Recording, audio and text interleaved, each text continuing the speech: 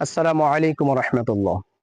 দেখেন, সার্জিস আলম এবং হাসনাত আব্দুল্লাহকে হত্যা করার চেষ্টা করেছেন তারা। তারা একজন আইনজীবীকে, একজন আরিফ ভাইকে মেরেই শুধু ক্ষান্ত হয় নাই, বরং তারা সমন্বয়কদেরকে হত্যা করার পর্যন্ত ষড়যন্ত্র করেছে। আল্লাহ পাকের ইচ্ছায় তারা হেফাজতে আছেন, আল্লাহ তাদেরকে রক্ষা করেছেন। তারা চিন্তা করেছেন এই দুইজন ব্যক্তিকে মনে হয় হত্যা করলেই তারা বাংলাদেশের ক্ষমতায় আবার তারা আসতে পারবেন, এই বিপ্লবী সরকারকে তারা আবার ব্যর্থ করতে পারবেন।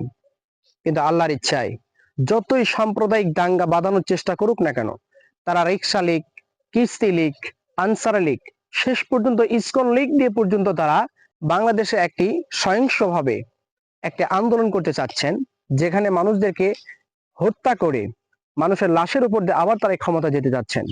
কিন্তু এটা আমরা কখনোই হতে দেব না ইনশাআল্লাহ। আমরা যতদিন বেঁচে আছি, প্রয়োজনে